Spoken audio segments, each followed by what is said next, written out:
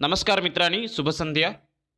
Contract teacher विंशति एकविंशतिवर्षस्य संस्कृतविद्यार्थीनां कृते अद्य वयं पुनः इतोपि एकं नूतन अभ्यासपत्रस्य आयोजनं कृतवन्तः। इदानीं वयं पश्यामः प्राक्टिस् सेट् 2 मध्ये 30 प्रश्नानाम् अपि अभ्यासं कुर्मः। आरम्भं कुर्मः तर्हि गतदिने अपि वयं प्राक्टिस् सेट् 1 अभ्यासं कृतवन्तः। तत्रापि 30 प्रश्नाः आसन्। भवन्तः सर्वे अत्र स्वस्य मूल्यांकनमपि कर्तुम् अर्हन्ति। अस्माकम् एतद् कक्षाम् अन्तिमं पर्यन्तं पश्यन्तु, अन्ते एव लिखन्तु भवन्तः कियत् अङ्कान् आनीतवन्तः। तर्हि आरम्भं कुर्मः। प्रथमः प्रश्नः अस्ति, अहं श्वः जयपुरं गमिष्यामि इत्यत्र अव्ययस्य अर्थम् अस्ति। अहं श्वः जयपुरं गमिष्यामि इत्यत्र अव्ययस्य अर्थम् अस्ति। प्रारम्भिकसमये अव्ययपदं वयं चयनं कुर्मः। अहं भवति सर्वनाम, अनन्तरम् अस्ति जयपुरमपि नास्ति, पुनश्च अस्ति गमिष्यामि, गमिष्यामि तु क्रियापदम् अस्ति, अतः अत्र अव्ययं भवति श्वः। अत्र श्वः अव्ययपदम् अस्ति, अतः अव्ययपदस्य अर्थं किम्? अत्र अस्ति गतेयानि, अत्र गतेयानि न गते दिने इति भवति। गते दिने व्यतीतः दिवसः, अन्यम् अस्ति पर्यन्तः, पुनश्च अस्ति आगामी दिवसः। अत्यन्तः सरलः प्रश्नः। श्वः इति पदस्य अर्थं किम्? श्वः इति पदस्य अर्थं भवति आगामी दिवसः। आगामी दिवसः वा आगामी दिने एव श्वः इति पदस्य अर्थं भवति, अतः समीचीनम् उत्तरम् ऑप्शन डी। अग्रे गच्छामः। आचार्यभरतानुसारं नाटकमञ्चनस्य शिक्षणस्य च प्रमुख उद्देश्यम् अस्ति। आचार्यभरतः भरतस्य नाट्यशास्त्रानुसारं यदि वयं नाट्यं पाठयामः, नाटकरूपेण यदि वयं पाठयामः, अभिनयं कृत्वा यदि पाठयामः, तैः अस्माकं शिक्षणं किं भवति? अस्माकं शिक्षणस्य मुख्य उद्देश्यं किं भवति? विनोदजनकं, हितोपदेशजनकं, विश्रान्तिजनकम्, एतानि सर्वाणि। विनोदजनकम् अर्थात् आनन्ददायकं, हितोपदेशजनकं, वयं नाटकं किमर्थं पाठयामः? अस्माकं लक्ष्यं हितोपदेशप्रदानाय। विश्रान्तिजनकम् आनन्द अर्थात् विश्रान्ति अर्थात् विश्रान्तिप्रदानाय अर्थात्, अन्यथा एतानि सर्वाणि। उत्तराणि जानन्ति कमेण्ट् बाक्स् मध्ये अपि लिखितुम् अर्हन्ति। भवतः किं सम्यक् उत्तरं भवति इति वयमपि पश्यामः। किं लक्ष्यम् अस्ति? अस्माकं मुख्यम् उद्देश्यं किम् अस्ति? भरतस्य यदा वयं नाटकस्य मञ्चस्थं कुर्मः, तदा अस्माकं लक्ष्यं किम् अस्ति? यदापि वयं नाटकं पाठयामः, तदा अस्माकं मुख्यम् उद्देश्यं भवति विनोदजनकं भवतु छात्राणां, छात्राः हितोपदेशमपि प्राप्नुवन्तु, विश्रान्ति अपि प्राप्नुवन्तु। अतः अत्र समीचीनं विकल्पः भवति एतानि सर्वाणि। अतः अस्माकं लक्ष्यत्रयं भवति, विनोदं प्राप्नुवन्तु, हितोपदेशमपि प्राप्नुवन्तु, पुनश्च विश्रान्ति अपि प्राप्नुवन्तु। इदानीम् एकः गद्यभागः अस्ति। गद्यभागस्य एव वयं किञ्चित् अभ्यासं कुर्मः। अत्र गद्यभागम् अहं शीघ्रातिशीघ्रं केवलं पठामि, अनुवाचनं करोमि, अनन्तरं प्रश्नोत्तराणाम् अभ्यासं कुर्मः। अस्ति मगधदेशे चम्पकवती नाम्ना अरण्या, तस्यां चिरात् महता स्नेहेन मृगकाको निवसतः। स च मृगः स्वेच्छया भाग्यं हृष्टपृष्टाङ्ग केनचित् शृगालेन अवलोकितः। तं दृष्ट्वा शृगालः अचिन्तयत्, आहा, कथम् एतान् मांसन् सुललितं भक्षयिष्यामि, भवतु तावत् विश्वासम् उत्पादयामि इति आलोच्य उपसृत्य अब्रवीत्, मित्र कुशलं ते? मृगेण उक्तं, कः त्वं? सब्रूते, क्षुद्रबुद्धिनाम्ना जम्बुको अहम्, अत्रान्ये बन्धुहीन मृतवत् निवसामि। इदानीं त्वां मित्रम् आसाद्य पुनः स्वबन्धुजीवलोकं प्रविष्टो अस्मि। अधुना तव अनुसारेण मया सर्वथा भवितव्यं। मृगेण उक्तम्, एवम् अस्तु। एवं प्रकारेण विशालकाय अनुच्छेदः अस्ति। ततः सवितरि अस्तं गते तौ मृगस्य वासभूमिं गतो। तत्र शाखायां सुबुद्धिनाम्ना काको मृगस्य चिरमित्रं निवसति। तौ दृष्ट्वा काको अवदत्, सखे, कोऽयं द्वितीयः? मृगेण उक्तं, जम्बुको अयम् अस्मत् सख्यम् इच्छन् आगतः काको ब्रूते मित्र अकस्मात् आगन्तूनां सह मैत्री न युक्ता यतः अज्ञातकुलशीलस्य वासुदेयो न कस्यचित् एतद् अकर्ण्य जम्बुकः सको सकोप आह मृगस्य प्रथमदर्शनदिने भवान् अपि अज्ञानकुलस्य एव आसीत् ततः तत् कथं भवता सह एतस्य स्नेहावृत्ति उत्तरं वर्धते यथा अयं मृगः मम बन्धु तथा भवान् अपि मृगो अब्रवीत् किम् एतेन उत्तरं प्रत्युत्तरेण सर्वे एकत्र सह सुखम अनुभवभिः स्थीयतां काकेन उक्तम् एवम् अस्तु। प्रायतः अस्माकम् अनुच्छेदात् ये प्रश्नाः समागच्छन्ति ते अनुच्छेदाः भवन्ति हितोपदेश अथवा पञ्चतन्त्रात् एव। यदि भवतः समीपे पञ्चतन्त्रं पुस्तकम् अस्ति संस्कृतस्य ते तस्य अभ्यासं कुर्वन्तु प्रत्येकस्य प्रश्नस्य उत्तरम् अपि जानन्तु अनेन भवतः सरलताम् आगमिष्यति अनुच्छेदलेखने। अस्तु इदानीं प्रश्नोत्तरं प्रति गच्छामः। मैत्री शब्दस्य अर्थं किम्? अनुच्छेदे यद् मैत्री इति शब्दः अस्ति तस्य अर्थं किं? मित्रः पुनश्च अस्ति बन्धुतां मित्रं मित्रम् अस्य अस्ति। यत् अत्र विकल्पाः चत्वारः सन्ति। मैत्री शब्दस्य अर्थं किं? मैत्री शब्दस्य अर्थं भवति बन्धुतां बन्धुताम् एव भवति मैत्री शब्दस्य अर्थः। इच्छान् गतः सन्धि विच्छेदं कुरुत। अत्र सन्धि अभवत् सन्धि विच्छेदं कुरुत। इच्छान् गतः इच्छन् युक्त आगतः इच्छन् युक्त न युक्त आगतः इच्छजुक्त नागतः इच्छन् युक्त आगतः। अत्र सन्धि विच्छेदं किं भवति? इच्छन् नागतः। अत्यन्त सरलः प्रश्नः अस्ति भवन्तः अपि एतस्य उत्तरं वक्तुम् अर्हन्ति। अत्यन्त सरलः प्रश्नः वर्तते। इच्छन् आगतः अत्र समीचीनम् उत्तरं भवति इच्छन् युक्त आगतः। इच्छन् न हलन्तः भवति अनन्तरम् आगतः भवति इच्छन् आगतः सम्यक् उत्तरं भवति। अग्रे अस्ति यदि इच्छन् न युक्तः भवति चेत् न द्वयं भवति विकल्पे।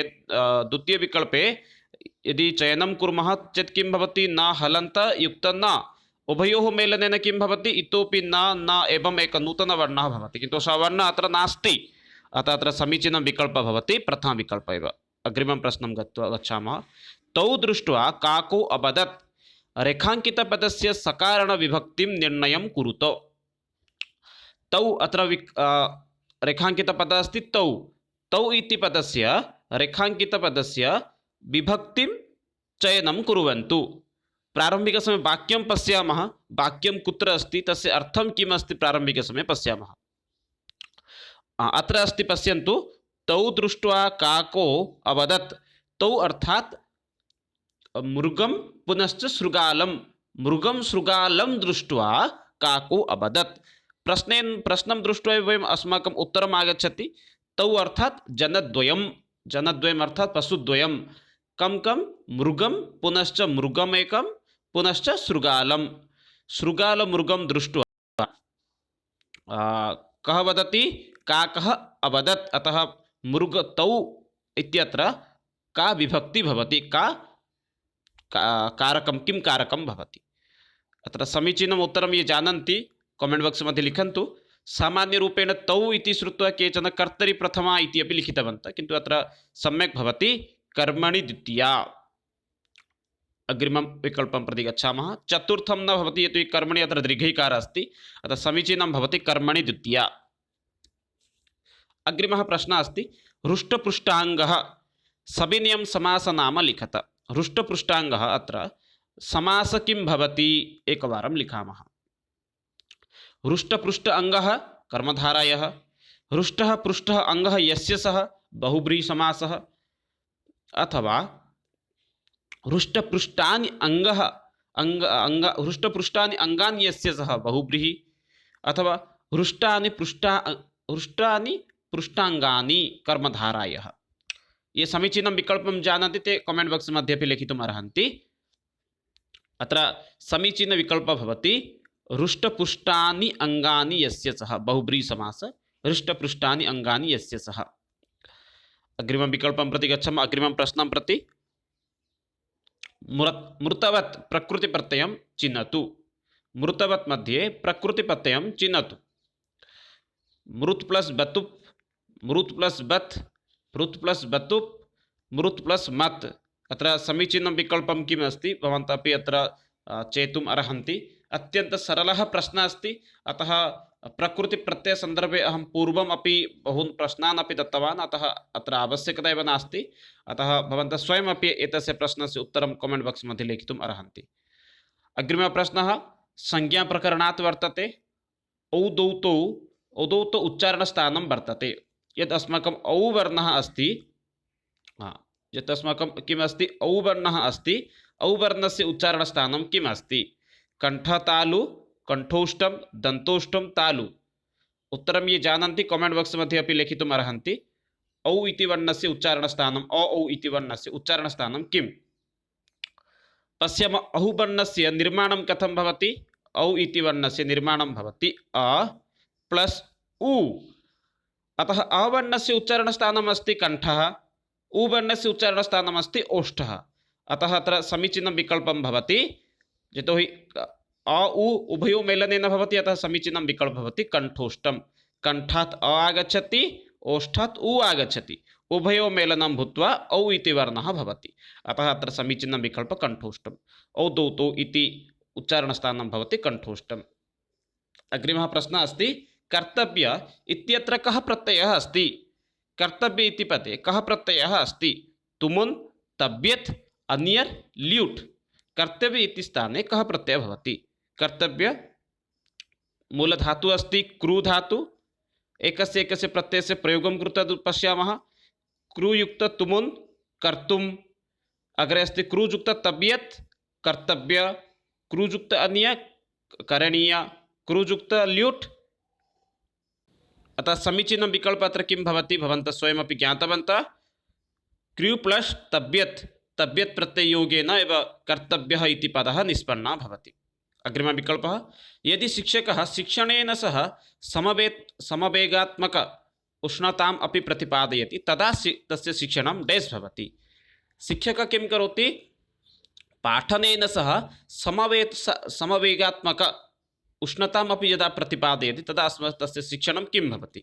मन्दं भवति, त्वरितं शीघ्रातिशीघ्रं चलति, सामान्यं भवति, अथवा प्रभावी भवति। उत्तरं ये जानन्ति ते कामेण्ट् बाक्स् मध्ये लेखितुम् अर्हन्ति। शिक्षकः यदा समवेगात्मकम् उष्णतां प्रतिपादयति कक्षायां तदा तस्य शिक्षणं किं भवति? यदा शिक्षकः समवेगात्मक उष्णतां प्रतिपादयति तदा शिक्षणं प्रभावी भवति, तस्य शिक्षणं बहु प्रभावी एव भवति। अग्रिमं प्रश्नं, भाषणकौशलं सम्पादनाय साधनं विद्यते। भाषणकौशलं सम्पादयितुम् अस्माकं साधनं किम् अस्ति? कथाश्रवणं, पदक्रीडा, अभ्यासः, पठनं।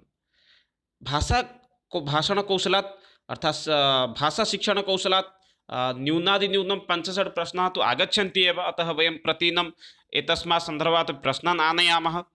भाषणकौशलस्य बुद्धिनिमित्तं किम् उत्तमं साधनं वर्तते? अत्र कथाश्रवणं, पदक्रीडा, अभ्यासः, पठनम्। अत्र समीचीनविकल्पः भवति अभ्यासः। भाषणं यदि कश्चन वक्तुम् इच्छति तर्हि अनुकरणम् अथवा अभ्यासः एव तस्य मुख्य अङ्गः भवति। प्रश्नः अपि आगन्तुम् अर्हति, भाषणकौशलस्य बुद्धिनिमित्तं किं कर्तुं वयं पारयामः? अनुकरणं कर्तुं पारयामः अथवा अभ्यासं? यदि वारं वारं यदि वयं वदामः तर्हि अस्माकं भाषणं शुद्धताम् आगच्छति अस्माकं भाषणे, अन्यथा भाषणे शुद्धता न आगच्छति। अतः भाषणकौशलं सम्पादनाय अस्माकं साधनं भवति अभ्यासः। कथाश्रवणं श्रवणकौशलस्य विकासं करोति। पदक्रीडा एतदपि किं पदक्रीडापि श्रवणकौशलस्य एव अधिकं ग्रहणं करोति, विषयभित्तिकः भवति। पठनं पठनकौशलस्य, किन्तु भाषणकौशलस्य विकासाय अभ्यासः एव निरन्तरः आवश्यकः। अभ्यासेन विना भाषणस्य दक्षता वृद्धिः न भवति। अग्रे गच्छामः। अत्र सम्यक् उत्तरं भवति अभ्यासः। सीता कलमेन पत्रं लिखति। रेखाङ्कितपदं प्रश्ननिर्माणं कुरु। अत्यन्तसरलः प्रश्नः एव, कलमेन अस्ति, अतः सम्यक् उत्तरं किं भवति भवन्तः सर्वे जानन्ति, अतः उत्तरम् अत्र अहं न वदामि। अग्रे गच्छामः। बकारस्य उच्चारणस्थानं वर्तते कण्ठतालु, कण्ठोष्ठं, दन्तोष्ठं, मूर्धा। यद् ब अस्ति य र ळ ब, अत्र बकारस्य उच्चारणस्थानं कुत्र भवति? य र ळ व यद् व अस्ति तस्य उच्चारणस्थानं किं भवति? अन्य एकमस्ति व अस्ति, तद्भवति प प फ व एतदस्ति। एतस्य तु उच्चारणस्थानं वयं सर्वे जानीमः, किन्तु वकारस्य उच्चारणस्थानं किं भवति? वकारस्य उच्चारणस्थानं भवति ओष्ठं, किन्तु वकारस्य उच्चारणस्थानं किम् अस्ति इति प्रश्नः अस्ति। अत्र समीचीनविकल्पः भवति वकारस्य उच्चारणस्थानं भवति दन्तोष्ठं। दन्तोष्ठमेव वकारस्य उच्चारणस्थानं भवति। अग्रिमः प्रश्नः, अधस्तनेषु चतुर्थीविभक्तेः कारणम् अस्ति। अधः ये चत्वारः विकल्पाः सन्ति, तेषु कः चतुर्थीविभक्तेः कारणम् अस्ति? कस्मात् कारणात् अधस्तनेषु एकस्य पदे चतुर्थीविभक्तिः भवति? नमः अत्र सम्यक् उत्तरं भवति, यतोहि नम इति अव्ययपदस्य योगे एव सर्वदा चतुर्थीविभक्तिः भवति। यथा गणेशाय नमः, श्रीजगन्नाथाय नमः, अतः नमः इति पदमेव अत्र सम्यक् भवति। सः इति पदस्य योगे तृतीया, अभितयोगे द्वितीया, प्रति इति शब्दस्य योगे तृतीया भवति, किन्तु नम इति शब्दस्य योगे सर्वदा चतुर्थीविभक्तिः भवति, अतः सम्यक् उत्तरं नमः। पद्यशिक्षणस्य कस्मिन् विधौ प्रश्नाः व्याकरण अधीताः भवन्ति? पद्यशिक्षणे कस्मिन् पद्धत्यां ये प्रश्नाः आगच्छन्ति ते प्रश्नाः व्याकरणसम्बन्धिताः भवन्ति। खण्डान्वयपद्धति, दण्डान्वयपद्धति, भाष्यविधौ, तुलनाविधौ। चत्वारः विकल्पाः अन्वयपद्धतिसन्दर्भात् एव अस्ति। पूर्वम् उक्तवान् पद्यशिक्षणसन्दर्भे स्वतन्त्र वीडियो अहमपि निर्मितवान्। भवन्तः यदि न दृष्टवन्तः, ऐ बटन् मध्ये तद् वीडियो उपलब्धः अस्ति, तत्र गत्वा भवन्तः द्रष्टुम् अर्हन्ति। पद्यशिक्षणसमये कस्मिन् विधौ प्रश्नाः व्याकरणसम्बन्धिताः भवन्ति? खण्डान्वय, दण्डान्वय, भाष्यविधौ, तुलनाविधौ। सम्यक् उत्तरम् अत्र भवति दण्डान्वयविधिः। दण्डान्वयविधिद्वारा यदा वयं पाठयामः, अत्र सम्यक् विकल्पः भवति दण्डान्वयविधौ। दण्डान्वयविधिद्वारा एव वयम् अस्माकं ये प्रश्नाः भवन्ति तान् वयं व्याकरणदृष्ट्या एव उपस्थापयामः। खण्डान्वयपद्धत्यां केवलं प्रश्नोत्तरं भवति। खण्डान्वयपद्धत्यां किं भवति, ये प्रश्नाः भवन्ति ते साहित्यिकदृष्ट्या प्रश्नाः भवन्ति। पद्ये अलङ्कारः किम् अस्ति, पद्ये कति पादाः सन्ति, एवं प्रकारेण प्रश्नाः आगच्छन्ति, किन्तु दण्डान्वयपद्धत्यां ये प्रश्नाः भवन्ति ते व्याकरणयुक्ताः भवन्ति। प्रश्नः आगन्तुम् अर्हति, साहित्ययुक्तप्रश्नाः कस्यां पद्धत्यां भवति तत्रापि लेखितुम् अर्हामः खण्डान्वयपद्धतिः, किन्तु व्याकरणगतप्रश्नाः दण्डान्वयपद्धतिः। अधोक्ताः विधयः काठिन्यनिवारणविधयः इति नाम्ना प्रसिद्धाः। अधो ये विधयः सन्ति तेषु कः काठिन्यनिवारणाय एव विधिरूपेण प्रसिद्धः अस्ति? उद्बोधनविधिः, प्रवचनविधिः, स्पष्टीकरणविधिः, एते त्रयः। अत्र समीचीनविकल्पः भवति एते त्रयः एव। वयम् उद्बोधनं दत्वापि छात्राणां संशयनिवारणं कर्तुम् अर्हामः, प्रवचनद्वारा अपि काठिन्यनिवारणं कर्तुम् अर्हामः, स्पष्टीकरणद्वारा अपि छात्राणां संशयनिवारणं कर्तुम् अर्हामः। अतः सम्यक् विकल्पः अत्र भवति एते त्रयः इति। पाठ्यपुस्तकस्य प्रारम्भाय छात्राणां पूर्वज्ञानस्य आधारितः प्रश्नाः कथ्यन्ते। छात्राणां कृते यदा नूतनविषयस्य वयं प्रारम्भं कुर्मः तदा वयं पूर्वविषयान् कस्यां पद्धत्याम् आचरामः, कस्यां विद्यामेव वयं चालयामः।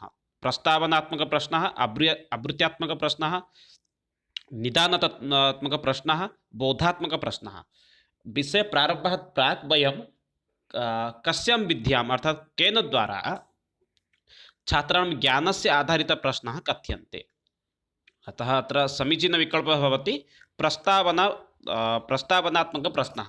प्रस्तावनात्मकप्रश्नद्वारा वयं छात्राणां पूर्वज्ञानेन सह नूतनज्ञानस्य सम्पादनं कुर्मः। अग्रिमं विकल्पं प्रति गच्छामः। प्रश्नं प्रति, भाषाशिक्षणकौशलेषु प्रतिबिम्बकौशलम् अस्ति। भाषाशिक्षणक्षेत्रे प्रतिबिम्बकौशलरूपेण कः व्यवहारं भवति? पठनं, लेखनं, भाषणं, श्रवणं। प्रतिबिम्बरूपेण कः तिष्ठति? उत्तरं ये जानन्ति लेखितुम् अर्हन्ति। अत्र सम्यक् उत्तरं भवति लेखनं। लेखनकौशलद्वारा वा लेखनद्वारा एव अस्माकं यत्किमपि भवति तद् चिरदिनं पर्यन्तं तिष्ठति। पठनं चिरस्थायी न भवति। पठनं केवलम् एकक्षणमेव यत् पठामः तदेव निर्धारितं भवति, अनन्तरं स्वयं गच्छति, विस्मरितुम् अपि अर्हामः। भाषणमपि चिरस्थायी न भवति। भाषणद्वारा केवलं तस्मिन् क्षणे एव अस्माकं ध्वनिः, चित्तम् इत्यादि तिष्ठति, अनन्तरं स्वयं गच्छति।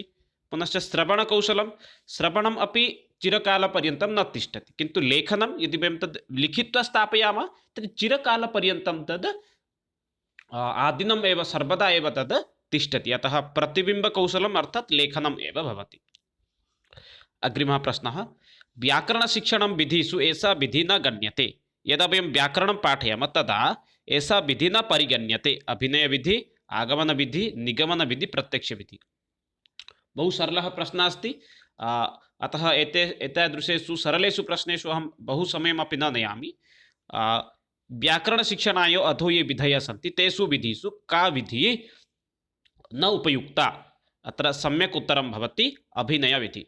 अभिनयविधिद्वारा किं भवति, अस्माकं व्याकरणपाठनं न भवति। आगमनविधि अर्थात् आरोहपद्धति, आरोहपद्धतिद्वारा अस्माकं व्याकरणशिक्षणं भवति। निगमनविधि भवति अवरोहपद्धति, अनया विधिद्वारा अपि पाठनं भवति व्याकरणं। प्रत्यक्षविधिद्वारा अपि वयं साक्षात् रूपेण पाठयितुमपि अर्हामः, किन्तु अभिनयविधिद्वारा केवलं वयं नाटक आदि पाठयितुं शक्नुमः। अतः अभिनयविधिः अत्र सम्यक् उत्तरं भवति। आरोह अवरोह विधिविषयं पूर्वमेव वीडियो निर्मितवान्। यदि भवन्तः तद् न दृष्टवन्तः उपरि ऐ बटन् मध्ये वीडियो अस्ति, गत्वा द्रष्टुम् अर्हन्ति। अथ उक्त्वा परीक्षा मौखिकपरीक्षायाः अङ्गः नास्ति। परीक्षणमूल्यांकनसन्दर्भात् एव प्रश्नः अयं वर्तते। अधो ये विकल्पाः सन्ति तेषु कः मौखिकपरीक्षायाः अङ्गः नास्ति? शलाकापरीक्षा, शास्त्रार्थपरीक्षा, साक्षात्कारपरीक्षा, नीलपत्रनिर्माणपरीक्षा। अधलिखितेषु कः मौखिकपरीक्षायाः अङ्गः नास्ति? समीचीनं विकल्पः अत्र भवति नीलपत्रनिर्माणपरीक्षा। अर्थात् नीलपत्र अर्थात् ब्लू प्रिंट लिखितपरीक्षा भवति, किन्तु शलाकापरीक्षा मौखिकपरीक्षा भवति। शलाकापरीक्षा तु इदानीं तथा न चलति समाजे। शास्त्रार्थपरीक्षा एतदपि मौखिकं भवति। शास्त्रार्थ मुखात् श्रुत्वा एव ते वदन्ति, अतः शास्त्रार्थपरीक्षा अपि मौखिका भवति। साक्षात्कारः अपि मौखिकं भवति, किन्तु नीलपत्रनिर्माणपरीक्षा किं भवति, ब्लू प्रिंट लेखनं भवति। अतः मौखिकपरीक्षायाः अङ्गः नास्ति। अग्रे पश्यामः, व्यवहारकौशलम् इत्यस्य गुणस्य ग्रहणं कस्मिन् विधे भवति? व्यवहारकौशलं वयं कस्यां पद्धतिद्वारा वा कस्यां विधिद्वारा वयं प्राप्नुमः इति सरलः रूपेण जानीमः। पाठ्यपुस्तकविधितः, व्याकरणविधितः, पाठशालाविधितः, प्रत्यक्षविधितः। अर्थात् छात्राः व्यवहारे कियत् दक्षतां प्राप्नुवन्तः इति विषयः वयं कस्यां विद्यां वयं ज्ञातुं पारयामः। सम्यक् उत्तरम् अत्र भवति प्रत्यक्षविधितः। प्रत्यक्षविधिद्वारा वयं ज्ञातुं पारयामः कः कस्मिन् विषये कियत् दक्षतां प्राप्तवान्। अतः तेषां ज्ञानं वयं प्रत्यक्षविधिद्वारा एव ज्ञातुं पारयामः। संस्कृतशिक्षणस्य प्रयासः स्यात्। अस्माकं शिक्षणम् अथवा संस्कृतशिक्षणस्य प्रयासः किमर्थं स्यात्? ऊर्ध्वमुखः, अधोमुखः, अन्तर्मुखः, बहुमुखः, बहु नास्ति बहिर्मुखः इति भवति। ये उत्तरं जानन्ति कमेण्ट् बाक्स् मध्ये लिखितुम् अर्हन्ति। शिक्षणं सर्वदा किं भवति, ऊर्ध्वमुखः भवति। अतः संस्कृतशिक्षणस्य अपि उद्देश्यं भवति ऊर्ध्वमुखः। अग्रिमः प्रश्नः, पाठ्यपुस्तकस्य उद्देश्यानि सन्ति। यदस्माकं पाठ्यपुस्तकानि सन्ति, पाठ्यपुस्तकस्य उद्देश्यं किमर्थमस्ति? बालकानां ज्ञानस्य सीमायाः विस्तारः, व्यावहारिकज्ञानस्य सम्पादनाय प्रेरणा, छात्राणां कल्पनाशक्तेः विकासः, उपयुक्तानि त्रीणि अपि। पाठ्यपुस्तकानि किमर्थानि सन्ति? पाठ्यपुस्तकानाम् आवश्यकता किमर्थं भवति? बालकानां ज्ञानस्य सीमायाः विकासः भवति पाठ्यपुस्तकद्वारा। व्यावहारिकज्ञानमपि ते पाठ्यपुस्तकात् प्राप्नुवन्ति। पुनश्च कल्पनाशक्तेः अपि छात्राणां विकासः भवति। अतः अत्र सम्यक् उत्तरं भवति उपयुक्तानि त्रीणि। उपयुक्तानि त्रीणि एव ये उपरि ये विकल्पाः सन्ति ते त्रयः एव समीचीनम् अस्ति। अतः अत्र सम्यक् उत्तरं भवति उपयुक्तानि त्रीणि। अग्रिमं प्रश्नं प्रति गच्छामः। चयनात्मकशिक्षणं कर्तुं शक्यते। चयनात्मकशिक्षणं कर्तुं वयं क्षम्यताम् उपचारात्मकशिक्षणं कर्तुं शक्यते। उपचारात्मक अर्थात् परीक्षणं कर्तुं किं वयं शक्नुमः? छात्राः कियत् पठितवन्तः तस्य उपचारं कर्तुं वयं किं कर्तुं शक्नुमः? मूल्याङ्कनेन, पाठ्यपुस्तकेन, गुरुमुखेन, केनापि। छात्राणां मूल्याङ्कनम् अथवा परीक्षणं वयं केन पद्धत्या कर्तुं शक्नुमः? अत्यन्तसरलः प्रश्नः अस्ति, उत्तरमपि सरलम् अस्ति। मूल्याङ्कनेन छात्राणाम् उपचारात्मकशिक्षणं कर्तुं शक्नुमः। वस्तुनिष्ठपरीक्षायाः प्रकाराः भवन्ति। वस्तुनिष्ठ यत् अस्माकं मल्टिपुल् चाय्स् भवति, तस्य प्रकारः किम् अस्ति? बहुसमाधानप्रश्नाः, रिक्तस्थानपूरणं, सत्यासत्यनिर्माणम्, उपयुक्तसर्वा। बहुसमाधानप्रश्नः अर्थात् चत्वारः विकल्पाः मल्टिपुल् चाय्स्, रिक्तस्थानपूरणं फिल इन द ब्लैंक्स, सत्यासत्यनिर्माणं ट्रू और फॉल्स। अतः वस्तुनिष्ठपरीक्षायाः प्रकारः कः? अस्माकं यत् परीक्षणम् अस्ति, लिखितपरीक्षा भवति, एकं भवति दीर्घ उत्तरमूलकम् अर्थात् वस्तुनिष्ठम्, एकं भवति वस्तुनिष्ठमध्ये केवलम् उत्तरस्य एव चयनं भवति, किन्तु अन्यम् अस्ति गद्यात्मक, तत्र सर्जनासक्तेः विकासः भवति। अतः अत्र सम्यक् उत्तरं भवति उपयुक्तसर्वः। उपयुक्तसर्वेषु क्षेत्रेषु वयं वस्तुनिष्ठप्रश्नानाम् अपि परीक्षणं छात्राणां कर्तुम् अर्हामः। अतः सम्यक् उत्तरमस्ति उपयुक्तः सर्वः। छात्रस्य ज्ञानात्मकक्षेत्रस्य परीक्षणं कर्तुं शक्यते। छात्राणां यत् ज्ञानम् अस्ति तस्य परीक्षणं वयं केन कर्तुं शक्नुमः? ते कियत् पठितवन्तः, तेषां कस्मिन् क्षेत्रे दक्षता अस्ति, कस्मिन् क्षेत्रे दक्षता नास्ति इत्यादि सर्वेषु विषयेषु वयं केन पद्धतिद्वारा तेषां परीक्षणं कर्तुम् अर्हामः? अध्ययनेन, परीक्षया, पाठ्यपुस्तकेन, भाषणेन। यदि ते अध्ययनं केवलं करिष्यन्ति चेत् तेषां परीक्षणं कदापि भवितुं न अर्हति। परीक्षां कुर्मः चेत् तेषां समस्यानां समाधानं भवितुम् अर्हति। पाठ्यपुस्तकद्वारा तेषां परीक्षणं भवितुं न अर्हति, भाषणद्वारा अपि परीक्षणं भवितुं न अर्हति। अतः अत्र सम्यक् विकल्पः भवति परीक्षया। छात्राणां परीक्षणद्वारा, मूल्याङ्कनद्वारा एव ते कियत् पठितवन्तः तेषां परीक्षणं कर्तुं शक्नुमः। ज्ञानात्मकक्षेत्रस्य वयमपि मापनं कर्तुम् अर्हामः। ज्ञानात्मक अर्थात् ज्ञानस्य मापनं कदा भवति? यदा परीक्षणं भवति। परीक्षाद्वारा एव परीक्षणं भवति। परोक्षपद्धतिः कुत्र प्रचलति? परोक्षपद्धतिः या अस्ति सा पद्धतिः कस्मिन् क्षेत्रे चलति? गद्यशिक्षणे, वाक्यशिक्षणे, पद्यशिक्षणे, अन्वयशिक्षणे। पद्य समान एव अस्ति। अतः गद्यशिक्षणे, वाक्यशिक्षणे अथवा पद्य अन्वयशिक्षणे समीचीनविकल्पः अत्र भवति। समीचीनविकल्पः अस्ति पद्यशिक्षणे।